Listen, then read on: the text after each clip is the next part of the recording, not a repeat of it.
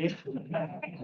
No, thank you, Joe. But looking after it for about 5 years, I think I've dated Zoom misery in 2020. But it's fantastic to see our audience, I think, growing every time, and the club thriving. Are people new to the club tonight? Anyone here for the first time? Oh, welcome. Great to have you. We're a public club, so everyone's welcome. You don't have to be a professional or trained philosopher by any means. I'm not. We are supported by the Royal Institute of Philosophy, and one of the aims is to make philosophy more open and accessible to everyone. So that's why we have the free ticket option for anyone who needs one. And you can book on for our future talks on the OSO website. We also send out emails, so make sure you're on our mailing list, osoarts.org.uk/philosophy club. We do have a break for Panto season, which I know you all observe, like the OSO. So we'll be back in January, and more on that at the end. We'll have a talk of 40-ish minutes. Constantine has sworn that he will stick to time, Scout's honour, and then we will open it up to questions, ideally brief questions, allowing the speaker time to respond at the end, and then a quick drink in the bar afterwards for those who'd like to stay and chat as well. As I was saying to Constantine, we have sweepingly broad themes and then claim that every talk fits within them. So our broad theme for this season is ourselves, others, and the state. So we're looking at the nature of relationships with other people and the social and political structures that we build on them. And I'm delighted that tonight we have Constantine Sandis. We've been trying to get Constantine for a little while, getting dates that line up, because he's a great speaker, as you will see. He's director of Lex Academic, visiting professor at the University of Hertfordshire. He's written books including The Things We Do and Why We Do Them, Character and Causation, From Action to Ethics, and Wittgenstein on Other Minds, which will be relevant tonight, I believe, somewhat. He's also working on a book on tonight's topic, which will be coming out at some point in the future for Yale University Press. So find that one. Won't mention that again, but we look forward to it when it arrives. So the problem of other minds, so-called, is a traditional, almost a foundational one in philosophy, certainly from Descartes onwards. And the problem, if it is a problem, is that since we're only familiar by definition with our own experience, how justified are we really in being confident that other people have experiences too and are conscious in the same way that we are? In practice, of course, we assume that, but believe that we have a more or less solid understanding, not only that other people have thoughts, but even what those thoughts, beliefs, and wishes actually are. But how solid really is the grounding for that understanding philosophically? Constantine is going to be rejecting the most popular accounts of that understanding, that somehow it's based on gaining access to information in other people's minds, and instead suggests that it must be based on shared interests and behaviour. And you're also going to confront some challenges to that idea, I think, if time allows. So please give a round of applause to Constantine for joining us tonight.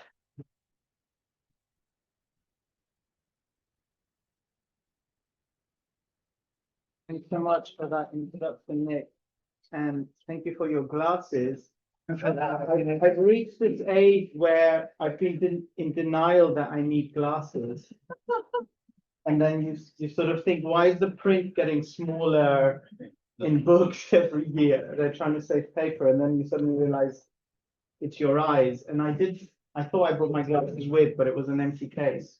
And hopefully the talk will be a bit better. I do have the word others, so I'm on theme. And you will hear about Wittgenstein at some point. He'll come possibly to the rescue halfway through this talk at some point. I won't talk much about the sort of traditional problem of other minds that Nick was talking about, but this will be in the background and you may have questions about it. And in a way, sort of the subtext of what's going on in the Wittgenstein stuff is that whereas Wittgenstein was a complete anti-skeptic when it came to how can I know other people have minds or whatever, he really didn't have much time for this kind of question.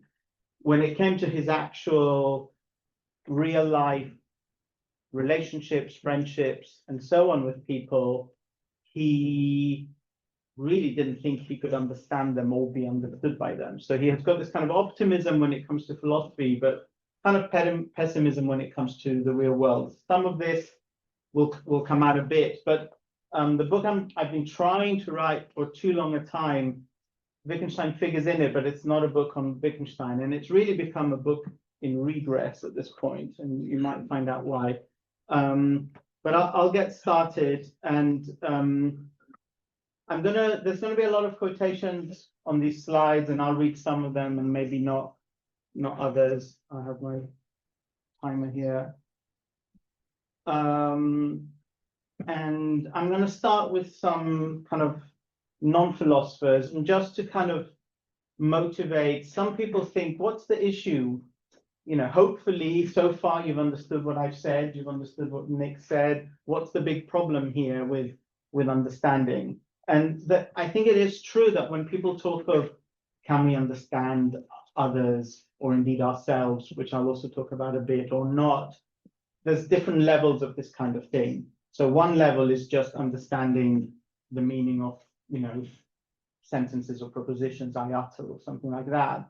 And another might be understanding why would Constantine think these foolish things about understanding others or whatever. And that's a different kind of level. And that's still kind of talking about ideas, but so the kind of successes and failures of understanding others can operate on different levels. And I think the people I'll talk about to begin with, they're not thinking of failure to understand someone saying you dropped a £1 coin or something. That's not what they're worried about. They're worried about something a little bigger than this. I'll start with so Anthony Powell, the novelist, you know, Dance to the Music of Time.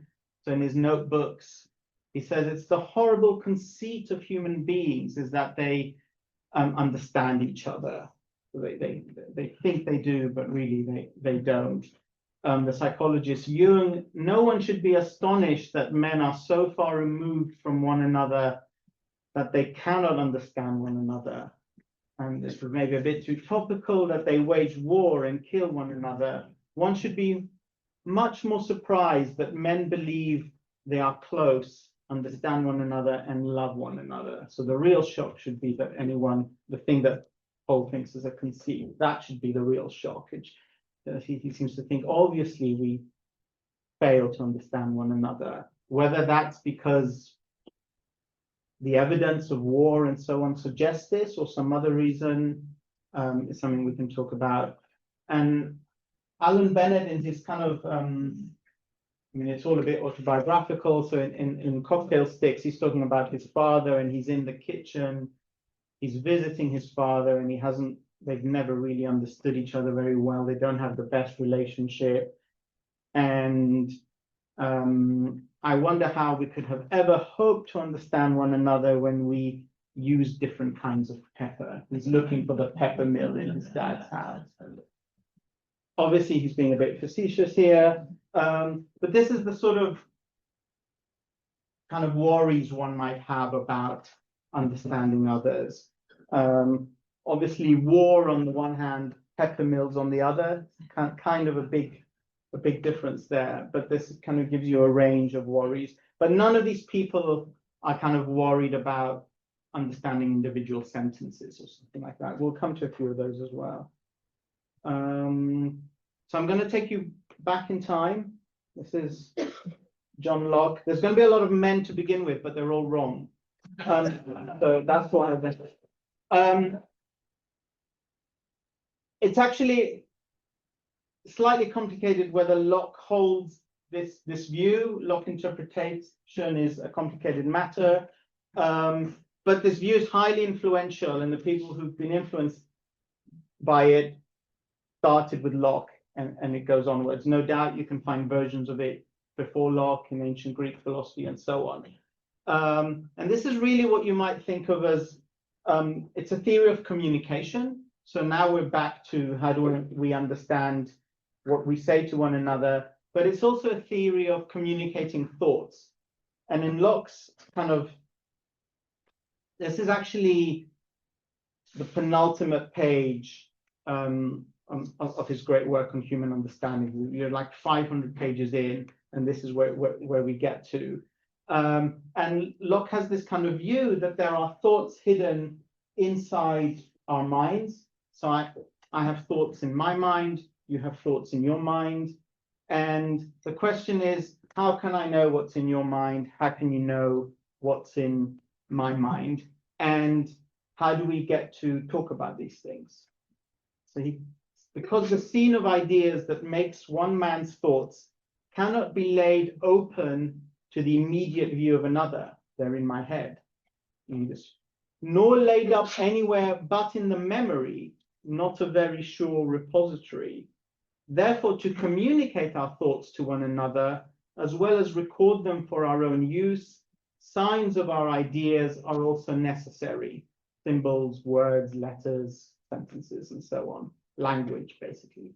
Those which men have found most convenient and therefore generally make use of are articulate sounds. Okay? Things we can talk about. So the idea is that there's something in my head and I'm trying to get it in your head.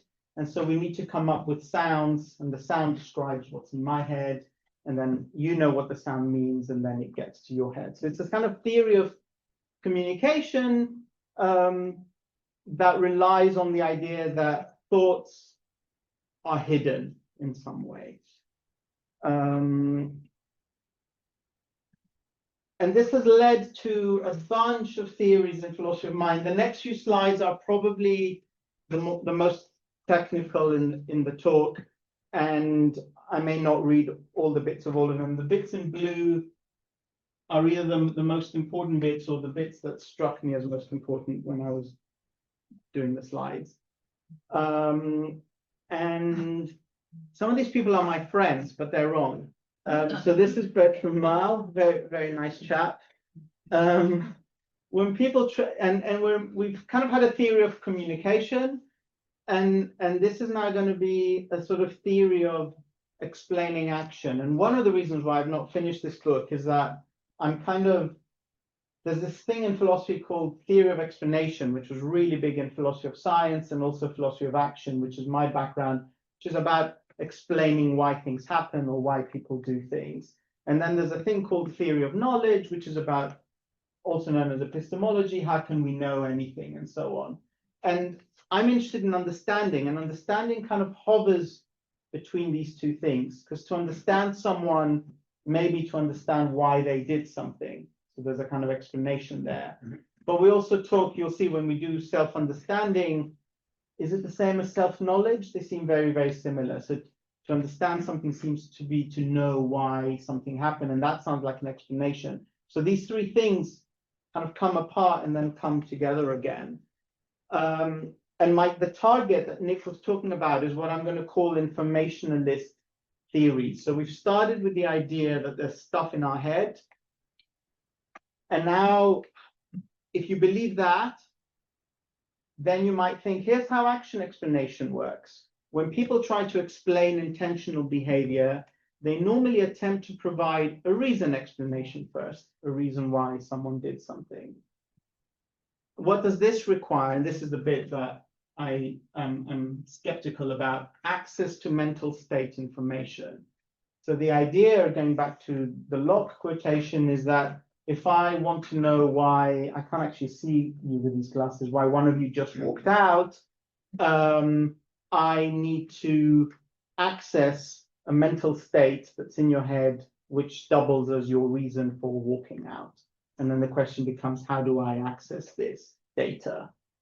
And Peter Carruthers, I shall argue that our access to our own propositional attitudes is almost always interpretative, utilizing the same kinds of inferences and many of the same sorts of data that are employed when attributing attitudes to other people. So this is the idea that whether it's in our own case or others, we make inferences of the kind, oh, this person is screaming on the floor with their hand on their mouth like this. That's what I do when I'm in extreme pain, when I have extreme dental pain. Therefore, that must be what's going on in their case. That's the kind of inference. So you use a sort of inference to figure out what's happening in their head, which you can't otherwise see because it's not open to view. These are the kind of views that I'm not incredibly fond of. And I've been calling these informationalists. This is probably the hardest slide in the talk, so I won't read it all out. Also, Adam Morton died a few years ago, so I feel bad criticizing him.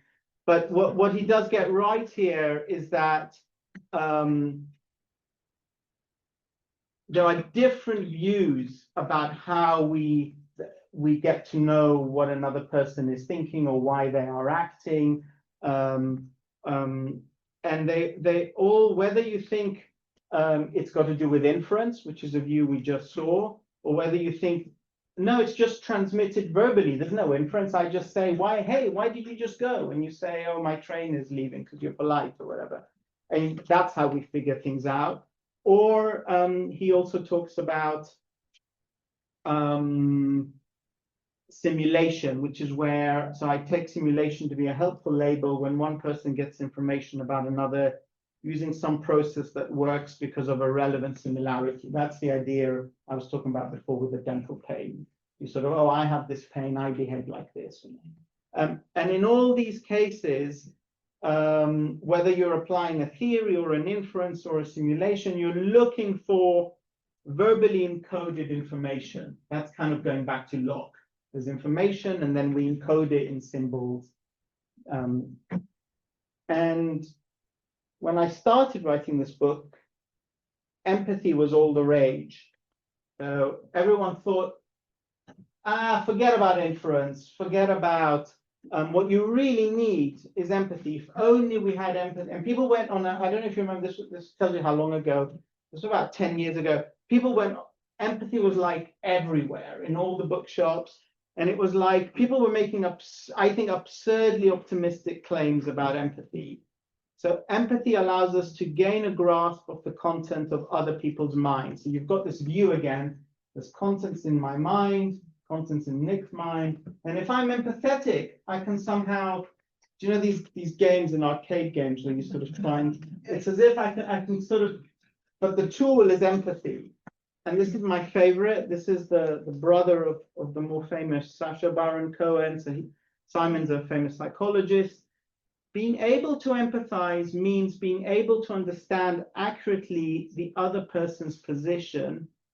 Empathy avoids any risk of misunderstanding or miscommunication. I mean, that's super optimistic. Yes. Simon Baron Cohen also makes other claims, such as evil is the lack of empathy and virtue is having empathy. Claims which in other kind of medical contexts are, I think, quite dangerous. But there's this idea that as long as I've got empathy, and I'm not trying to tell you don't be empathetic, but I don't think empathy somehow gets you into people's heads and accesses their content. And what I have sort of one more slide of a different attempt that I also disagree with, and then I'll get to the view I favor. And I'm going to really just present it today, mainly for reasons of time, as an alternative view, and just to sort of say, think of things this way rather than the way we've been seeing so far, rather than try and kind of mount a proof for why these people are wrong. And once you see it the other way, you can then make up your minds. Maybe that all the views are compatible, or maybe you'll think Constantine's wrong. It's got to be like this. We'll see. But I'm just going to present the alternative view. But before, I panicked 2 years ago because I'd missed my book deadline, and this book came out, and I was like, damn it.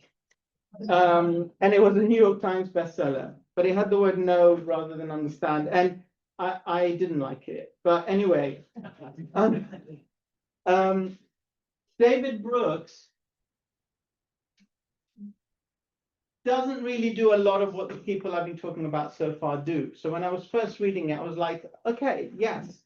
And I was kind of disappointed because I thought also, oh shit, what am I going to write now?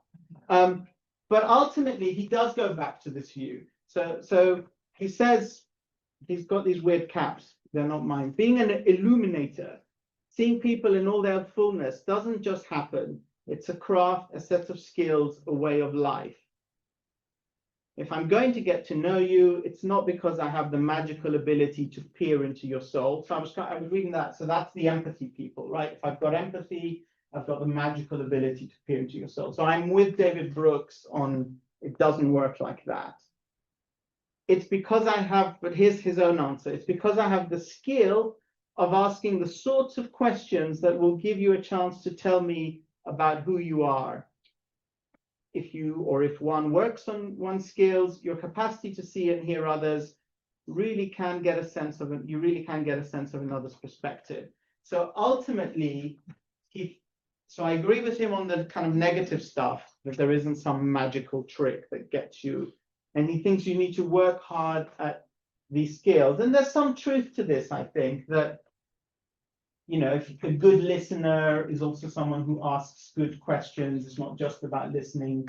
And you learn to sort of, you know, it sounds almost like extract information from people or something. But the point I don't like about this is that it is still informationalist. And it goes back to this Locke idea. He's just got the verbal account. So I'm trying to extract information from your minds and you from mine. And the way understanding others works is the better I get at this, and he's not thinking of, you know, torture or that kind of way of extracting information, but the better I get at asking the right questions, the more likely I am to get right answers from you. And I think there's something to this, but it doesn't really capture what I'm after. And I think the problem with it isn't just that I don't agree with it, it's that there's something really important we'll get to that all these accounts have been missing. And once you see it, I think it's just really obvious. And this is where our friend Wittgenstein is going to come in. But this is not Wittgenstein. Now, some people who don't like Wittgenstein might think this isn't far away. There's a really peculiar remark in one of Wittgenstein's notebooks, where he says, if God had looked into our minds, he would not have been able to see there whom we were speaking of. And it's a kind of very kind of peculiar remark. Wittgenstein, he's an atheist, among other things, so this isn't really a remark about God. But he's trying to sort of say that this is really a point about meaning. So he's saying, when I use the word glass of water, how do these words come to have the meaning they do? How is it that you and I hopefully both know what we mean by glass of water? So we have a kind of understanding on a basic level. How does this come about? And Wittgenstein thinks it's not because of something in my head. If you want to know what people mean by things, you have to look at shared rules, practices, language, and so on. So the answer is open to everyone. So we've got this move from everything is in your heads and my head to actually there's this common thing that evolves through behavior.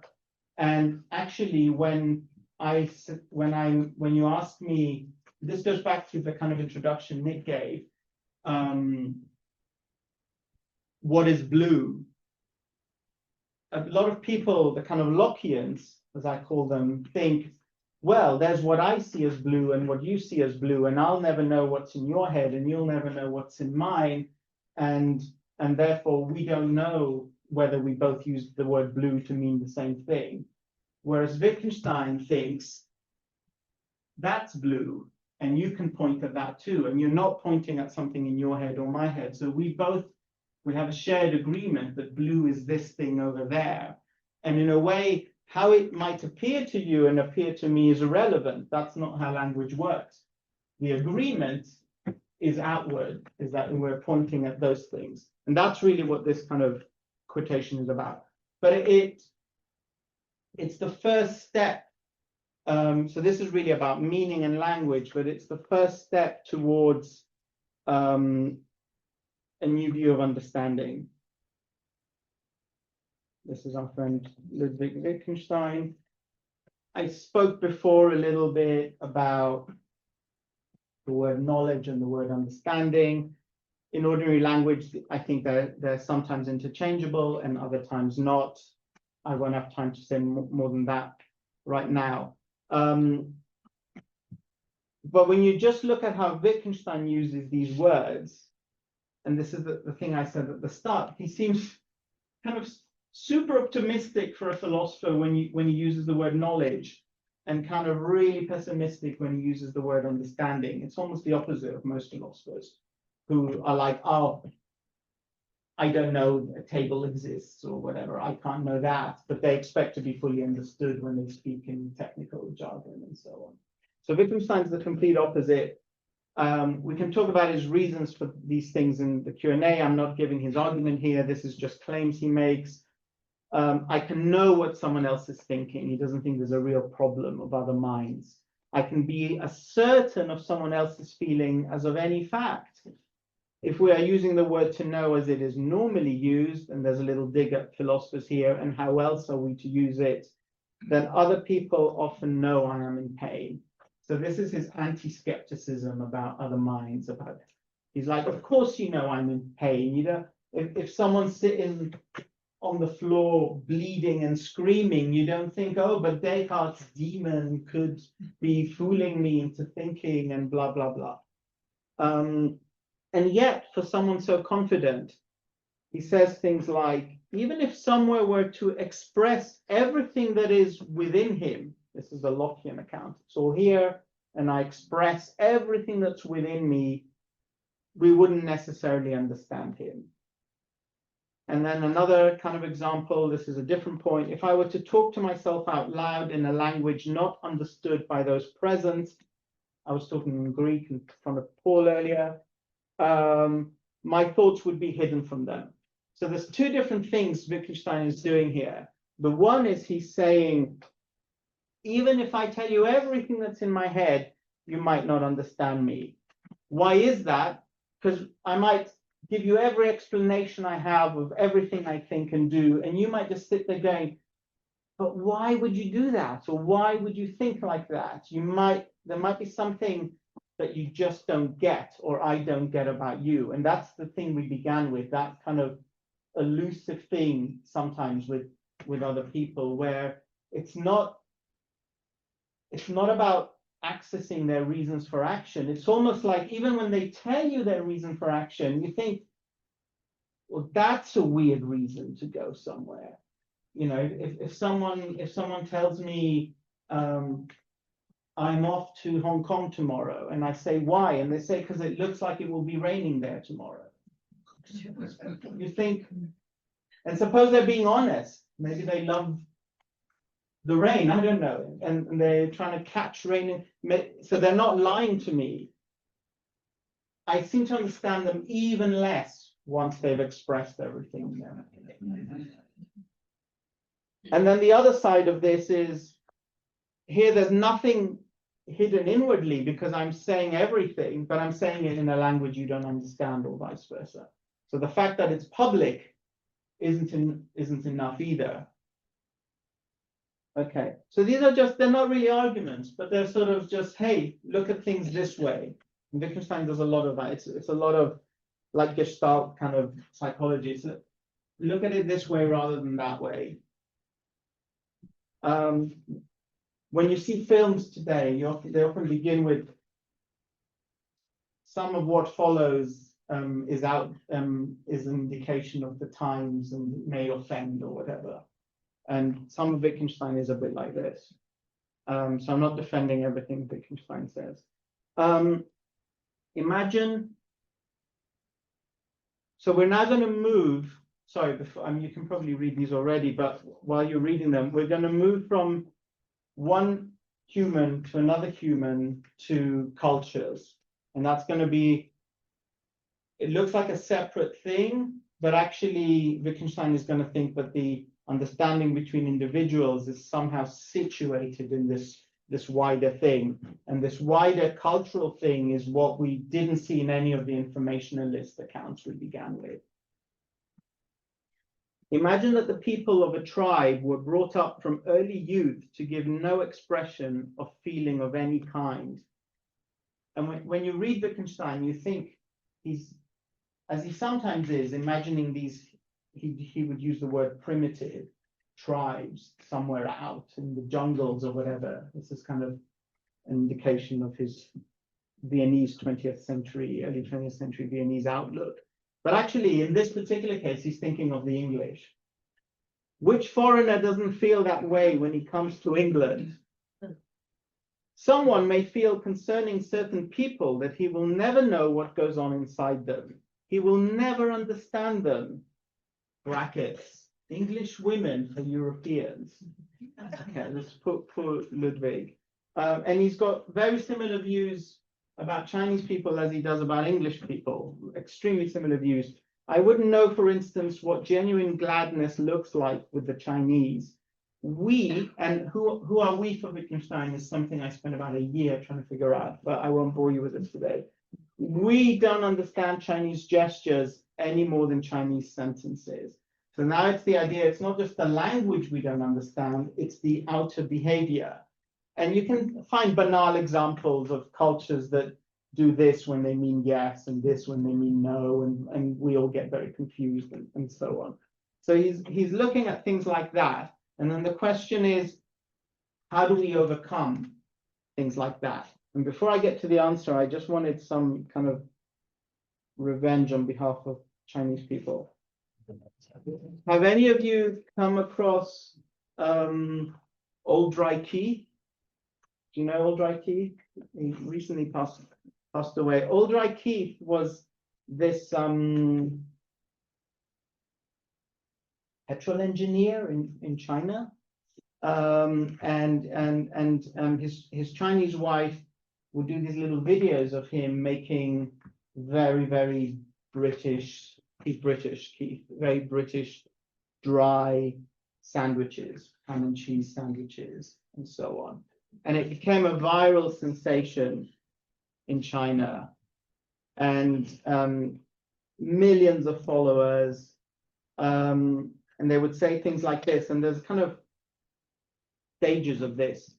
For us, the dry lunch is just too simple, even pitiful. We think there should be much more to a meal than just bread and one or two things on top. A lot of people really don't believe that the man in the video could be representative of how people in the UK or Europe eat. I think one of the very first comments on the very first video was, "Is this real?" The spirit of white people food is that it is supposed to be not enjoyable. The point of the white people's meal is to learn what it feels like to be dead. But I've taken 2 bites and it was so bad, it made me realize how alive I am. After watching the video, viewers, this is from a journalistic report, viewers have changed from questioning the dry old man to understanding the dry old man to becoming a dry old man. The old man is us and the dry lunch is our dry life.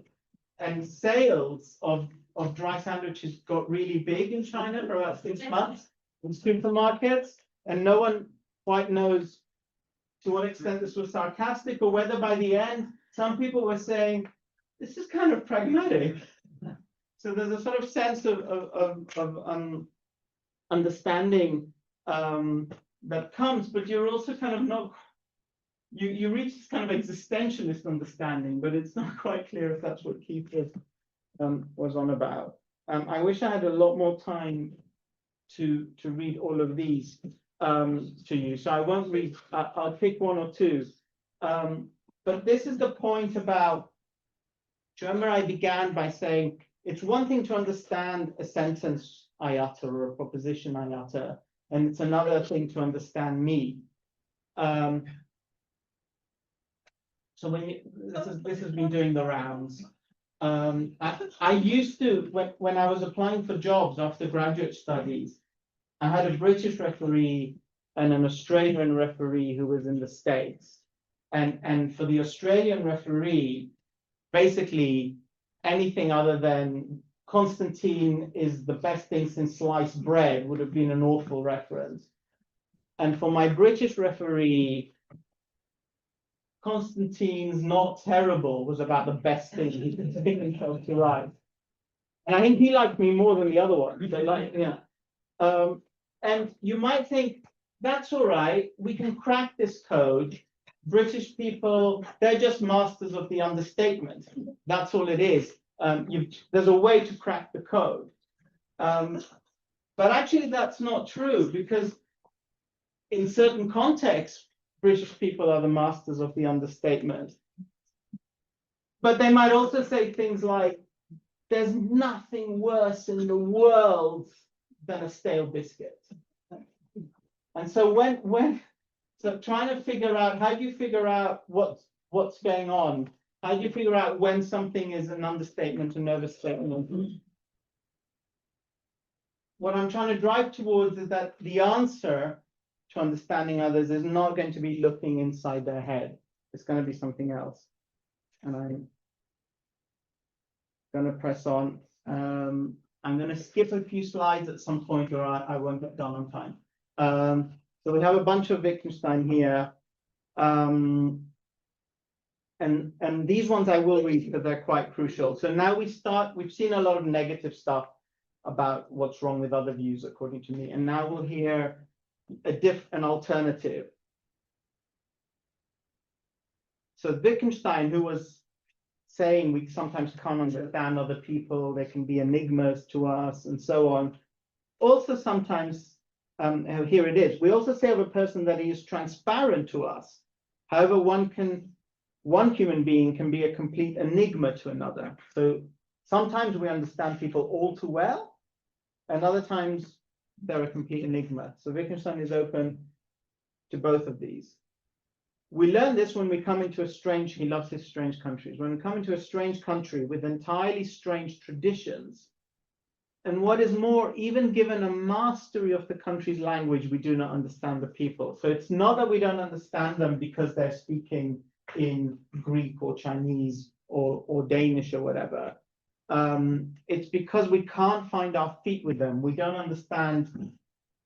It's because of reasons like this. We understand what they're saying, and yet we don't understand what they're really saying. That's the problem. How do we overcome this? What are the tools? They're not going to be tools like empathy that get into your mind. They're not going to be inferences. An education quite different from ours might also be the foundation for quite different concepts. What interests us would not interest them. We could not possibly make ourselves understood to them, not even as we can to a dog. So there's this sense that to understand someone, you need to share things with them. You need to share concepts. But concepts, I mean, water is one thing, but concepts such as time, I have a lot of German friends, and I'm Greek. And when we say, I'll see you at 4, so that's the kind of thing he's talking about. Even when I met one today, and I was 5 minutes early, and she was still there already, and I really made an effort. Okay, I'm not going to read all these out, but shared human behavior. So in Wittgenstein, we start to get the thing that's going to be the answer to understanding is going to be shared practices, shared behavior, and they lead to shared concepts. So the understanding doesn't come with entering someone's mind through some secret thing.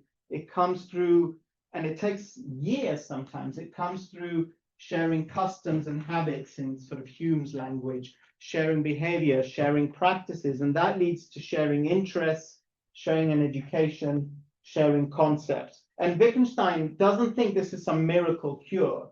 He maintains it's just really hard to understand others. It's not like you're going to get this like that. Okay, I'm going to skip a few slides or I'll never be done on time. And I am sorry, I won't do most of the next slide. But if any of you remember Futurama, the aliens in Futurama are watching Friends. They're watching an episode of the sitcom Friends, and one says to the other, they just don't understand why Ross, the largest friend, does not simply eat the other 5. So these are the kind of obstacles Wittgenstein was interested in. Okay, I'm going to skip a few things. How long have I got? 5 minutes? Yeah, 5 or 10 if you need them. 5 or 10. Okay. Thanks. So the economist Piero Sraffa was hugely influential in Wittgenstein's. He on some accounts, Wittgenstein's later philosophy developed out of one remark that Piero Sraffa told him. And they really got on an intellectual basis. And I don't have time, maybe in Q&A we can wait. I don't have time to give you the whole background of this. But there's this whole situation where they misunderstand each other when Wittgenstein doesn't give his condolences to Sraffa when Sraffa's mother's died. And there's this whole mess on the phone and in letters, and it's really not going very well. And then this is a PS to possibly the last, they did meet after this, but I think this is the last letter Wittgenstein's ever sent to Piero. And Piero is living like 4 streets down or something. They're both in Cambridge. I have very slowly in my life come to the conviction that some people cannot make themselves understood to each other, at least only in a very narrowly circumcised field. So he's like, we can agree on mathematics and economics and something, but that's not what I'm after. In order to understand why it's impossible, and then he changes gear, or almost impossible, for certain people to understand each other, one has to think not of the few occasions on which they meet, but of the differences of their whole lives. And we get this idea again about your interests and my interests. So he's basically sort of telling Sraffa, we will never understand one another. We can understand when we talk maybe very particular philosophy, mathematics, economics. But when we talk about why I didn't send condolences, we are like Alan Bennett and his father. There's just no way we're going to get there. And then he ends on this. I mean, imagine getting a letter with that as the final piece. Yes, it's really quite something. So on the one hand, we've got this pessimist, this real pessimist about understanding others, compared to these optimists that are walking around saying, you just need access to data, you just need empathy, you just need inferences, you just need the information, here's how to get it, just get better at asking questions, you just need to refine your skills, all these optimistic answers we've had. Wittgenstein's a pessimist about understanding others, and yet I think he does have the answer, which is hard as it is, it's about spending time together. It's the kind of anthropologist answer of and you know, we've been talking about other cultures, but it needn't be other cultures. It can be staying at your friend's house for a week or whatever. It's spending time with people in far more intimate, not in a sort of sexual way, in far more intimate ways than just asking them questions and getting better at asking questions. And all of this is open to view. It's not hidden. It's people's practices, people's interests, people's concepts. And a bit like that table, the funny table with what the British say and what Europeans understand and vice versa. It's by spending time with people that you come to know these things.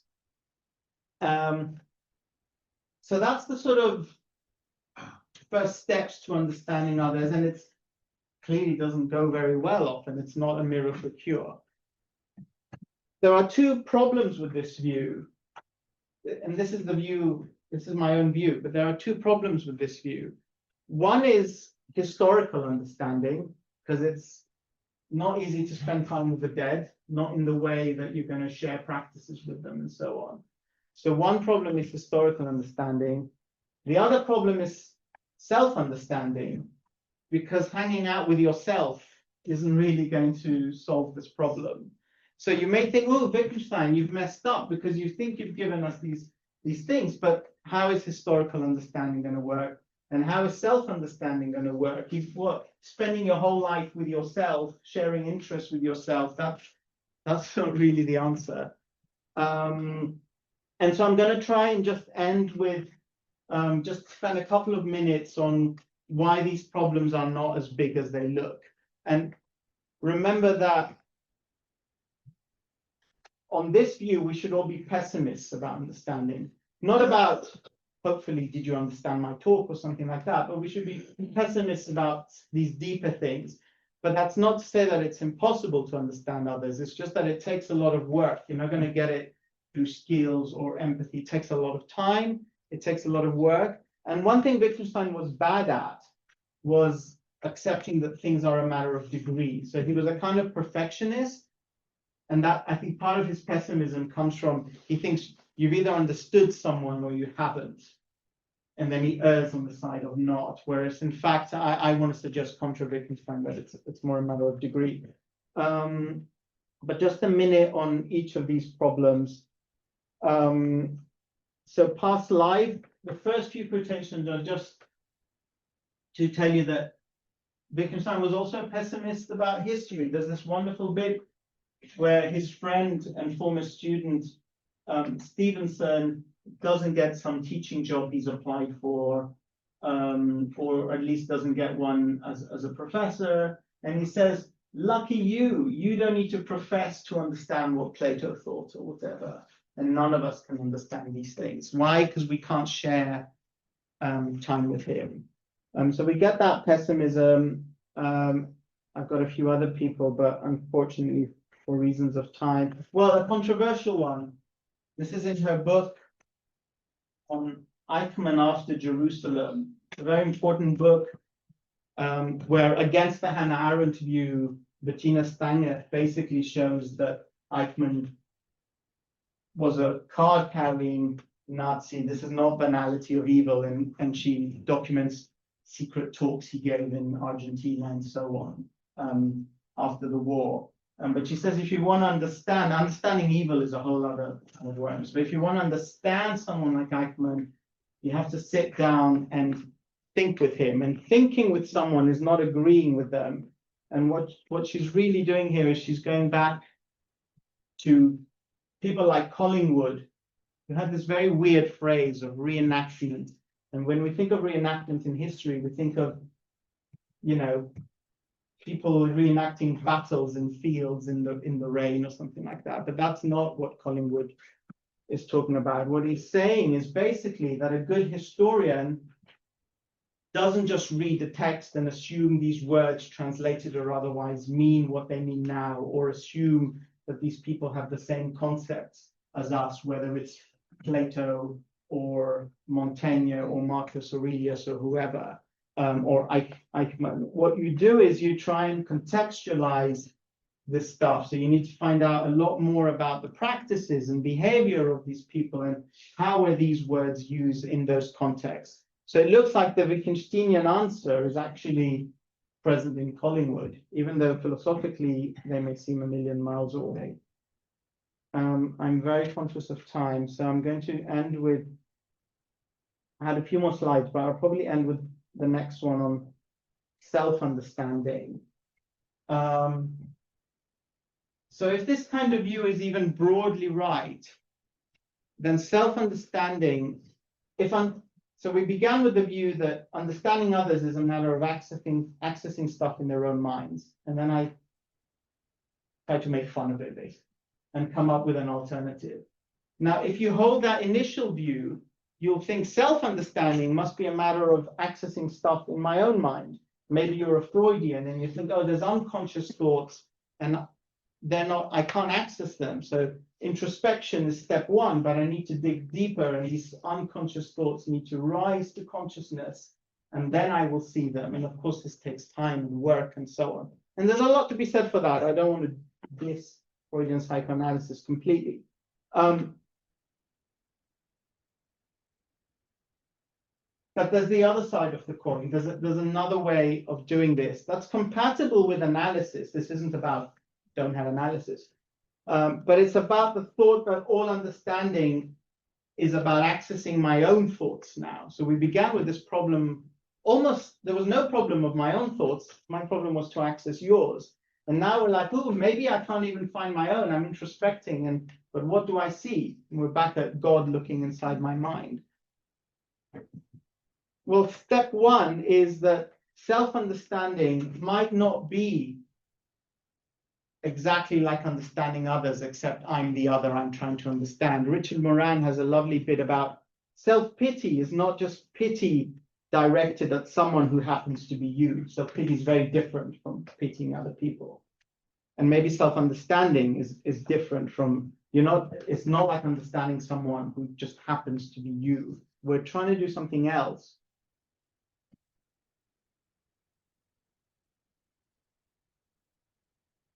Now, I've got some, I'm not going to read all of these out. There's Jung, there's Stephen Mulhall, there's Lucy O'Brien, and there's Krishnamurti, who I will read out. But all of these people, for slightly different reasons, in some ways, Lucy actually holds some of the views I began critiquing,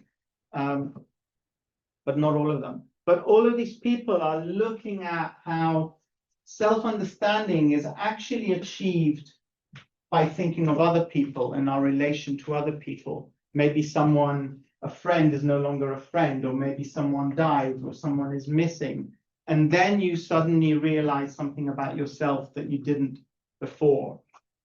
So self-understanding actually happens not through introspection purely, that we can introspect, but when we're introspecting, what we're thinking about is our thoughts about other people, our relations to other people. There's a nice bit by Stephen Mulhall. We can understand cinema going as a practice in which the basic patterns of our self-understanding are most explicitly elaborated. We've got this joint thing we're all doing together, and we're watching the film and reacting together, and it's in seeing how other people, and he talks about sports in the same way, and church, and seeing how other people react to this thing and how I react to this thing. That's where we start to get a feel for, oh, am I different from those people or the same, and so on. I'm very conscious that it's 25 past. I did have some complications. Nietzsche always comes and complicates things.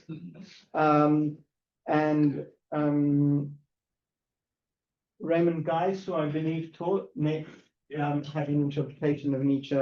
And maybe if there's time, we can talk about this. So I think there's a couple of complications, but they're really quite minor. So thank you so much.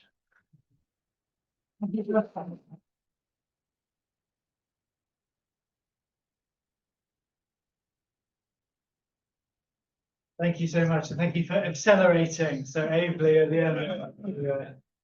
Spotted the time. I do have a seat there. I'll bring you the water. I think we'll leave that slide out.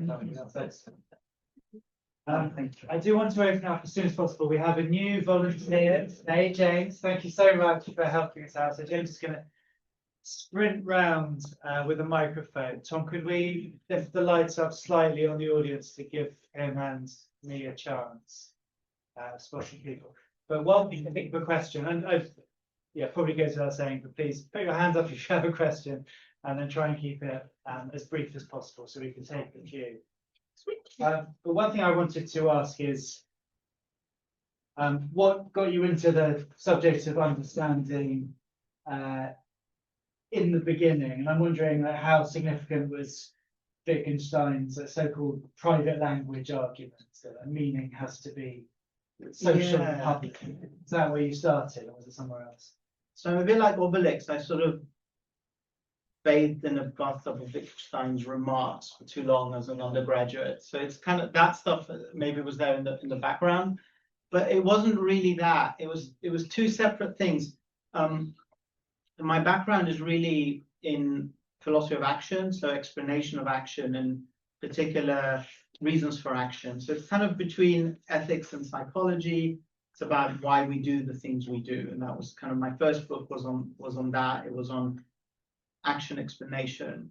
And it's very commonplace, and I held this view as well in action explanation, to think that if I ask you why you did something and you answer truthfully and I understand the words you use, then I've understood why you did this thing. And in these kind of debates, we don't ask the further question, have I then understood you? But it's kind of implied that I have. And the more I worked on this, the more I realized these peculiar cases where it gets worse when I tell you my reason for action. You're like, why on earth would this be a reason to do that? And so that's when I kind of started thinking, okay, so understanding someone, an action explanation, or even explanation of thought, they're connected, then, but it's not that simple.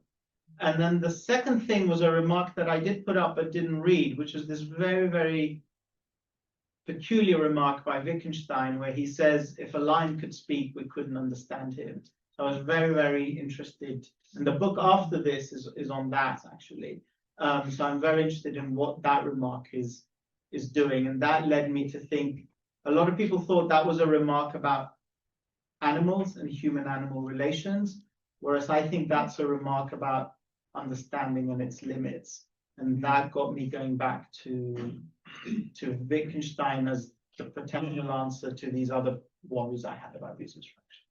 Sort of the same point as wondering why Ross doesn't eat the smaller friends, right? Exactly. Same sort it's of very, very similar. Yeah. So that thing is so Wittgensteinian in a way. Right.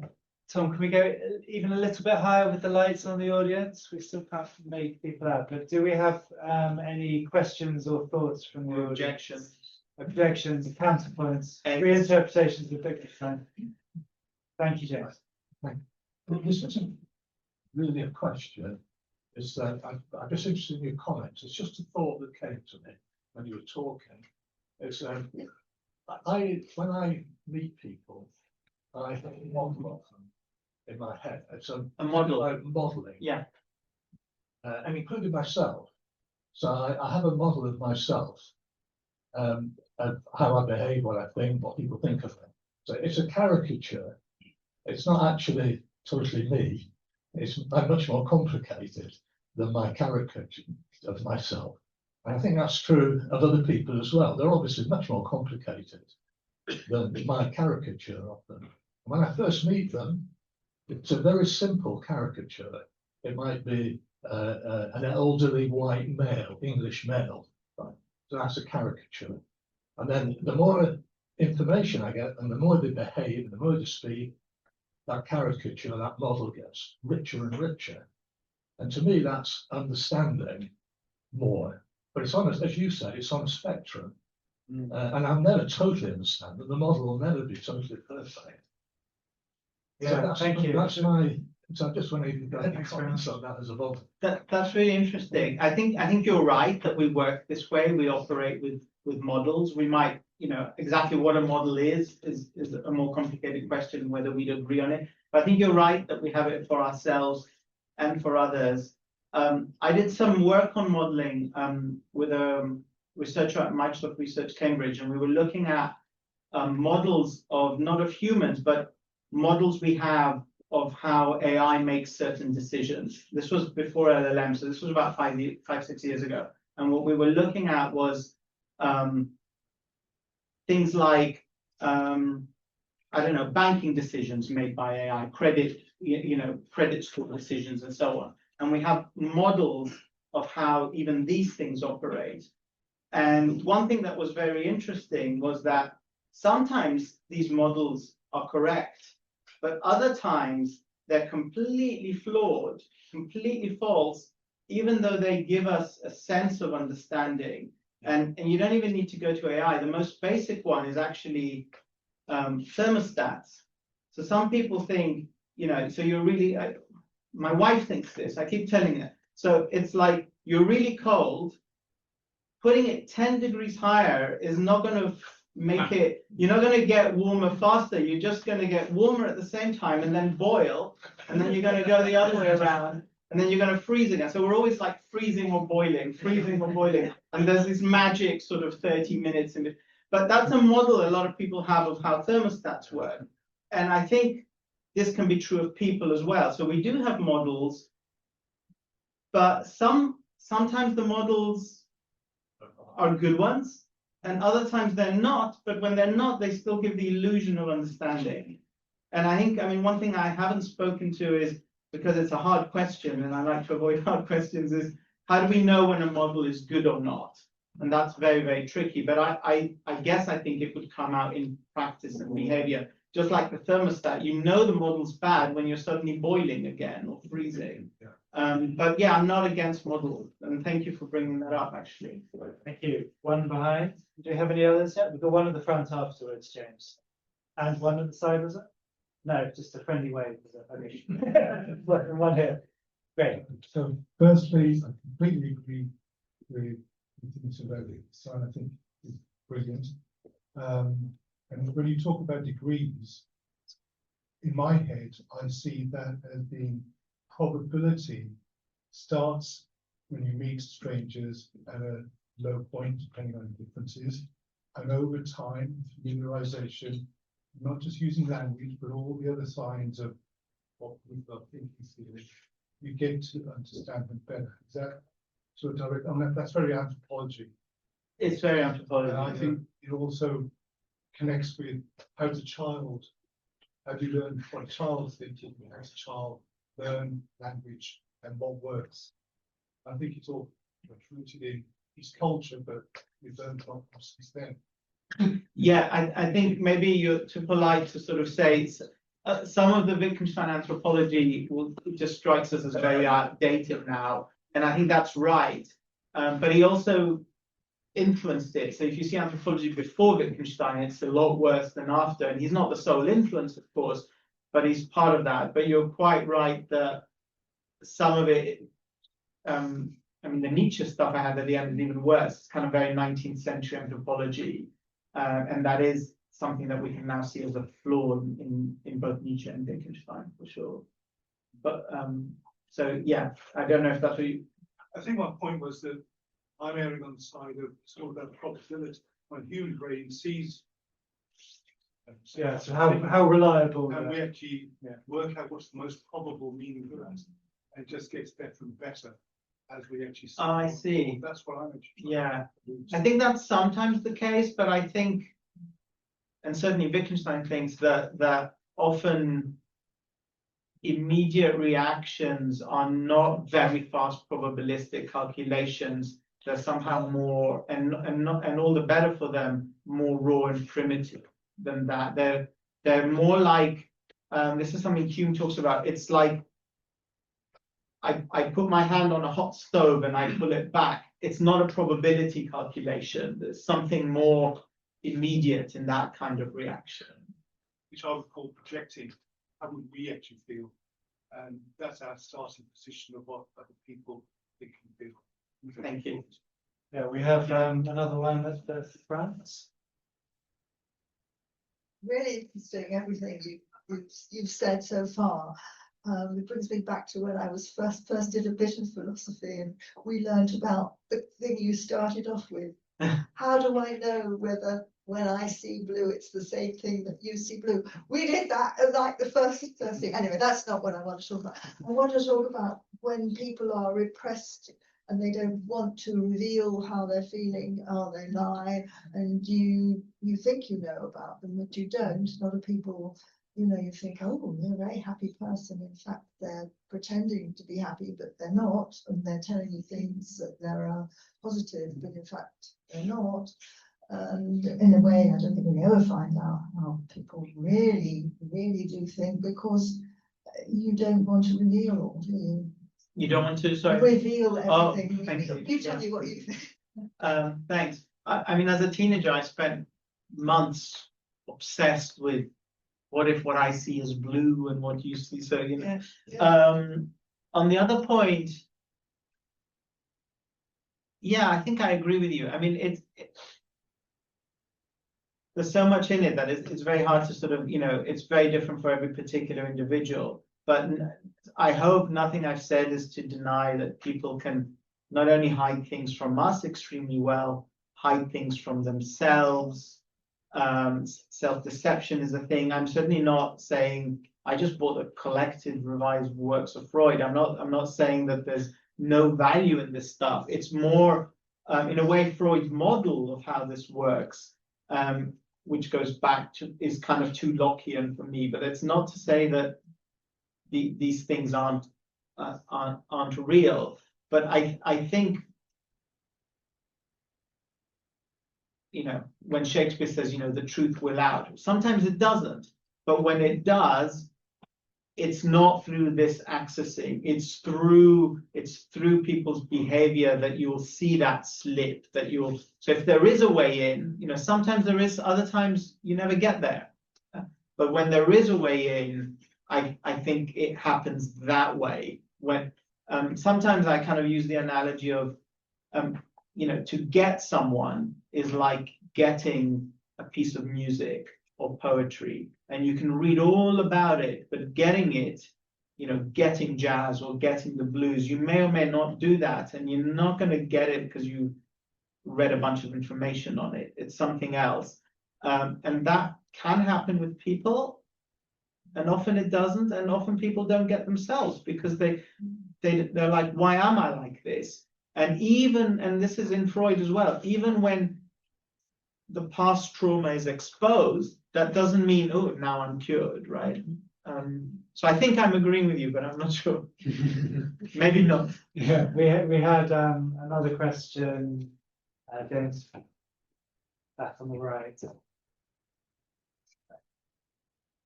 Thanks very much. Yeah, I just wanted to ask, in terms of kind of going back to the Lockean like mental states, on your account, like, do they just not exist at all, so that, and we can't access them ourselves, or is it more that they do in some form exist in other people's minds or even in our own, but we just can't have access to them? Because from a kind of, intuitively, like, I feel like, I've got a belief, and then if someone said, is it a true statement that I have that belief, they want to say yes. So if there are none at all, also the kind of further question is, how do we account for intuition, that a belief like that, or a belief that Susan went to Hong Kong because she loves the rain, is something that we can really hold to be like a true statement that we've understood, and we feel like we have understood the reason she's gone to Hong Kong. Thanks so much. That's a great question. I might fail to answer all of it just because there's a lot there.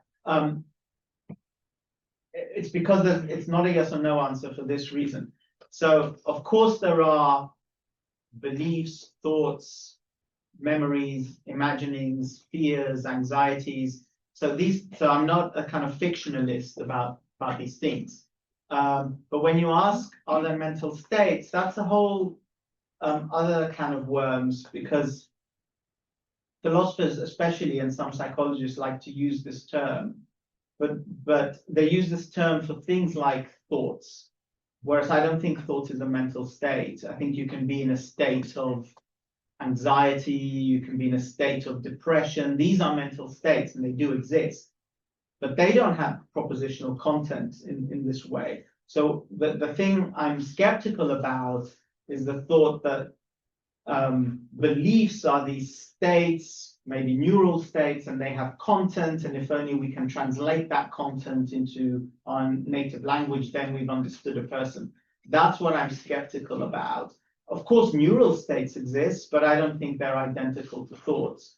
Of course, people have thoughts, but I don't think thoughts are mental states. Now, that's just an answer, not an argument, but I can only do so much. So kind of yes and kind of no. But I'm not a fictionalist about the mind or anything like that. It's more, I'm suspicious of the idea that our beliefs and desires are hidden in a mental states. And I think that's a metaphor that kind of got out of hand, and people don't know how to cash it out properly. Would you, for example, think you could have a belief that you never act on in any way? I don't see why that's not possible. Yeah. And you can certainly come to realize you thought something that you were in denial about. Yeah. When you talk about understanding requiring meaning and meaning being based on shared behaviour, it can be quite a subtle business to try and work out how the behaviour. Oh, Relates to- completely. So it's really, this is the point in a way. It's not the miracle answer. It's not the magic key to understanding. It's the first step. And after that, you may not get much further, but it's a step that these other accounts seem to completely ignore. But it's not like, oh yeah, now we've got it. We've all understood one another. We can go home. No more wars. It's not like that. And we have another question on the right. Are there any others I'm failing to see? There's Yeah, a go. good one. It's this shared behavior. Is there a difference between and shared experiences? Is there a difference between sharing them and observing them? And because and is it not at the end of the day just another way of obtaining information and information gathering? Yeah, and I think that, thank you, that ties in with the earlier question about anthropology as well. So obviously things have moved on since Wittgenstein, but one immediate, so Wittgenstein really had it in for Fraser, who wrote the Golden Bough, and he had it in for anthropologists who sort of went, observed, and then came back and said, you won't believe how primitive these people are, blah blah blah blah. And then we moved from that kind of anthropology to anthropology where you don't observe, you do as the people you're studying do, and you live with them for initially days, weeks, but actually the more months, years, so on. And that's the shared bit. Now, of course, we start to get these classic paradoxes. Because aren't you still trying to observe while you're sharing? Isn't the fact that you're there affecting their behavior? It's not as simple as, oh, look, now I'm making bread with these people and we're all the same. So of course there are these huge problems, and there's still observation, and the act of observing affects, and the act of being observed affects, and so on. But also, some people end up staying and changing their way of life, and so on. But there are these real problems, but I don't think it's pure observing. I'm not sure if I've answered your question. And like Wittgenstein uses these radical examples, or they appear radical till you realize he's actually talking about his friend Russell, who he can't understand or whatever. And actually, it's not a strange land. It's just Cambridge in the 40s or whatever. So even though we have these anthropological examples, he's really, and this was what the Nietzsche stuff at the end was about, it's really about doing anthropology in your own city, becoming a foreigner in your own town. And that's when it, I think, gets really interesting. So it's not just about this kind of 19th century model of going abroad. It's about starting to act differently in your own environment, and starting to share more and observe less till you get lost in the sharing, and then you're not observing anymore till you're done. I don't know if I've answered. Thank you. We've got a couple, we've got one next to you, James, and then one at the front.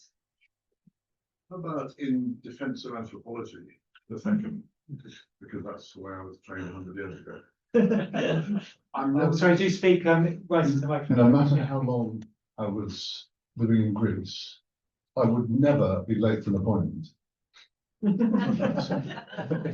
Because I would be different from the Greek kind of form of behavior. And that's why I can understand why Germans, for example, would find it hard to completely culturally get under the skin of Greeks. And that's a very simple, not very distant relationship of countries and cultures.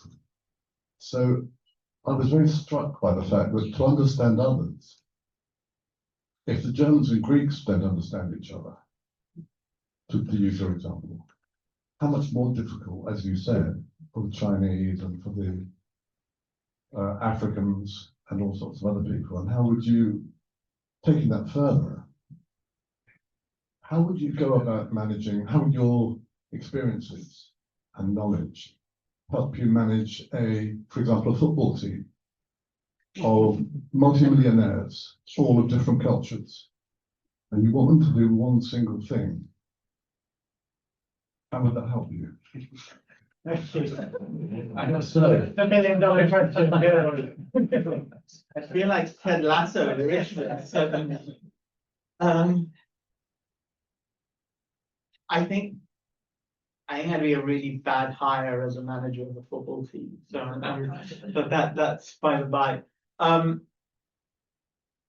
one thing that really struck me about what you said about Greece and your observation is there's two different things. There's a failure to understand, and there's no, you've perfectly understood, but you're not going to change your habits or dispositions. And it's not because you're stubborn or anything, it's just because this is what comes natural. I think that was the case with my German friend.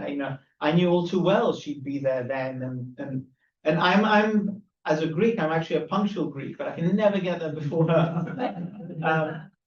But I think we do adapt behavior a bit. Like my sister will be an hour and a half late to every meeting. So I don't turn up at the agreed time anymore. I'm not that much of a sucker.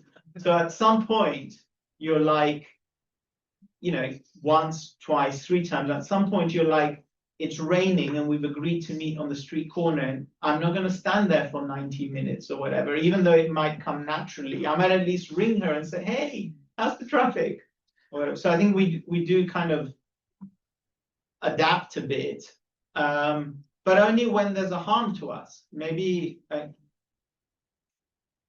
there was no harm, there was no rain in Greece. It was fine to come early and enjoy whatever the sights or whatever. So maybe the price wasn't so high that you're like, oh look, I'm suffering for another hour waiting for something. So that was kind of only the start of what you said. But I think there's the failure to understand, and there's oh no, we understand each other all too well, but we still can't. One reason why I think bless you, I'd be a bad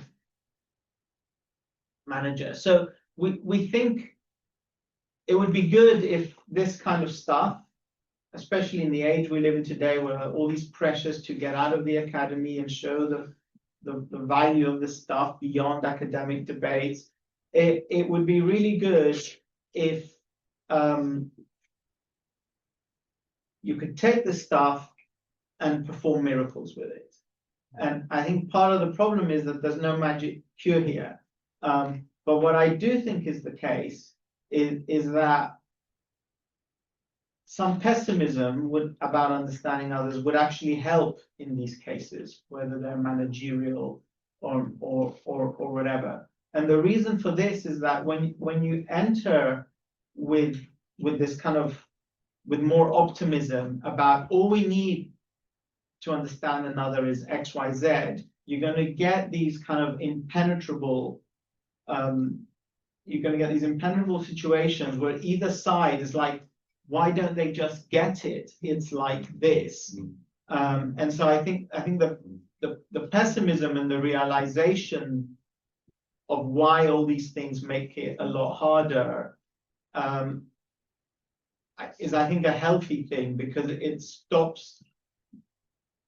People talk about dialogue, whether it's interfaith dialogue or political dialogue between the left and right, or dialogue when relationships break down or whatever. But if the model of dialogue is just, you need to know what's in my head and I need to know what's in your head, that dialogue isn't going to go very far. And so I think that this stuff does help in these situations by moving away from that model, but it's not going to be a miracle cure. It's not going to be suddenly the football team is scoring more. It was a very hard question, so that was counted as pretty practical for lots of it. That was great. But I think I was going to add that it's often worse than that. It's not just I don't understand your behaviour. It's you're wrong. Why have you done this particular thing that you knew would annoy me in this particular way? And often it's not that. Not only did they not know it would annoy you, they don't even know they've done the thing. And that's, yeah, and that's Yeah. quite right in the individual cases, and then in the more cultural cases, it will be this thing that's just taboo in my culture or whatever. Yeah. Sorry, was you? Sorry, did you have to follow up or? No. No, we had one more at the front, I think. Yeah. Yes, yeah, it's you. You're on. And then we'll have to wrap this up. Just looking at, just going back to a slightly different thing, with your 3 columns of Yeah. what the Englishman says, what he intends or what he means, and what the foreigner understands. The implication is to some extent that that with a perfect understanding of each other, you could translate, and it would be a matter of translation to reach understanding. Yeah. But there are other situations in which the use of languages seems to be deliberately designed to reach an apparent consensus based on different interpretations of the language. And you get that in negotiating treaties and in negotiating contracts. And one of the reasons that people are often disappointed with the outcome of a negotiation is because they've agreed on a form of words where I think it means what I want it to mean, and you think it means what you want it to mean, and they are not the same things. I couldn't agree more with you. And I think there's so many instances of this. Whether you're looking at your insurance policy or the fine print on a contract or indeed, peace treaties and whatnot, legal documents. So there's this, Iris Murdoch is very good on this against Wittgenstein, even though I don't think Wittgenstein is guilty of the things she's arguing against, that it's a mistake to think, I think it's actually Locke who's more guilty of this. It's a mistake to think all that language does is help us to communicate. And in these kind of examples, particular forms of language are created precisely to either deceive or disguise or hide or confuse. There's so many instances where language, not always intentionally, but often intentionally, is used precisely whether it's to get two people to sign when they otherwise wouldn't, or to get one person to sign when they otherwise wouldn't, and so on. And there are so many cases where it's pretty obvious that not only is the language not there to help me get what's in my head into your head, it's precisely there to not let you anywhere near what's in my head. So I couldn't agree with you more. Yeah. Fantastic. We're going to have to wrap up. It's almost 9, but can we just say a big thank you to Constantine for a very good input.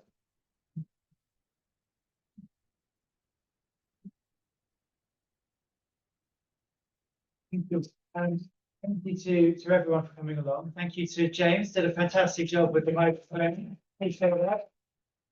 And thank you to Robin for his multi-camera efforts, and Paul for inviting Constantine in the first place. Thank you.